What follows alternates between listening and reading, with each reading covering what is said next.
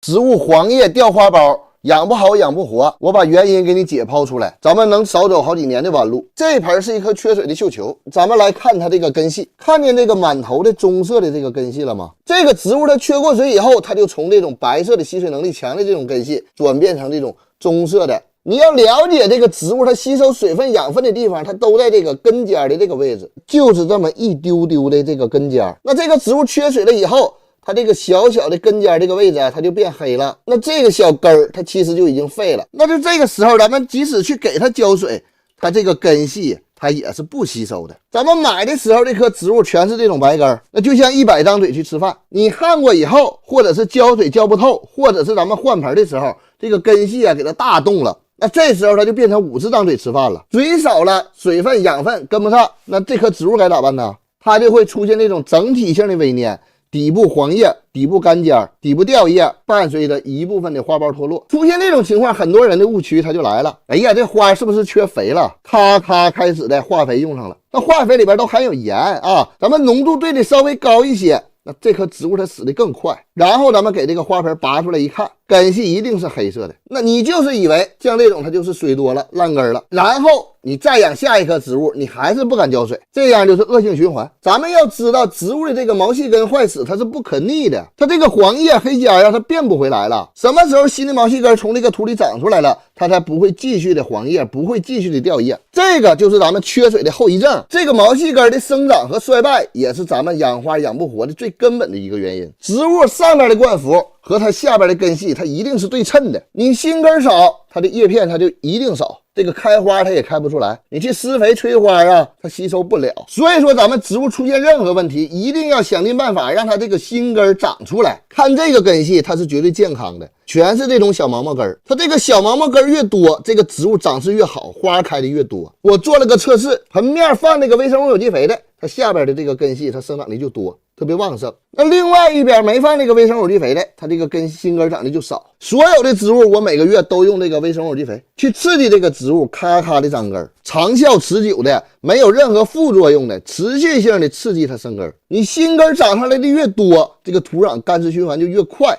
你还敢浇水，那这个时候它这个植物的状态它就是嗷嗷的好。它还能调节这个土壤的板结，调节土壤的酸度。只要是这个花盆里边的东西，你就啥都不用管了，它全给你搞定。咱们20厘米花盆直径，1个月用1勺，它繁殖起来，它就源源不断的刺激这个植物长根。养花先养根，养根你得给它一个良好的土壤微生物环境，这个是最基础的。那只有根系好了，你使用一些氮磷钾的一些肥料，它才能够吸收。你都是这样的黄色的根儿，你给它海参呢，它也吸收不了啊。花都是浇死的，这个是养不好花的最大误区。花怕水吗？花不怕水啊！看见突突突的冒泡没？这个就是浇水以后，这个花盆里边的空气从下边被挤走了。咱们正常来说，水从这个花盆底下流走，那这个时候空气会被气压从这个花盆表面压到花盆当中，那这样就是花盆里边的水和空气同时存在，植物它不缺水不缺氧，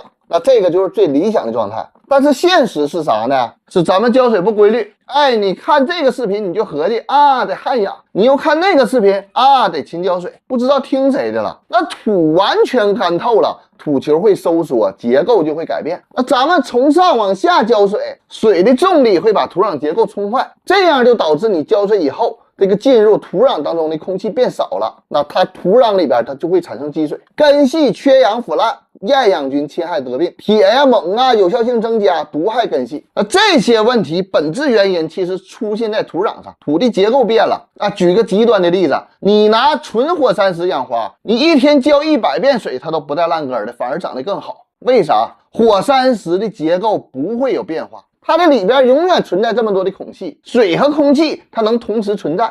那有人说室外没人管长得也挺好呢，室外土里有虫子有微生物，它是活土。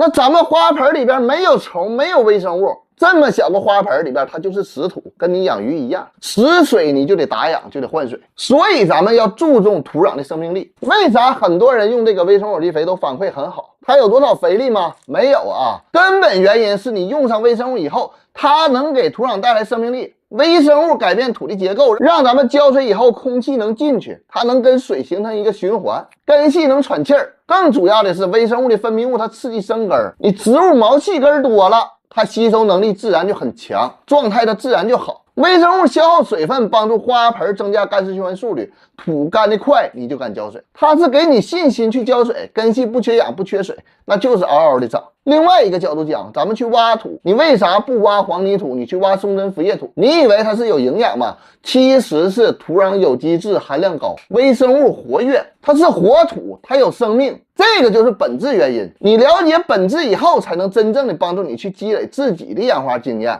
自己的浇水经验，咱们少走一些弯路，而不是说天天研究这个见干见湿啊，那个干透掉透啊。土壤排水性好，咱们一定要保持土壤的湿润，大胆的去浇水，这样这棵植物的状态它才会好。希望这个视频能帮助你点透浇水这点事儿。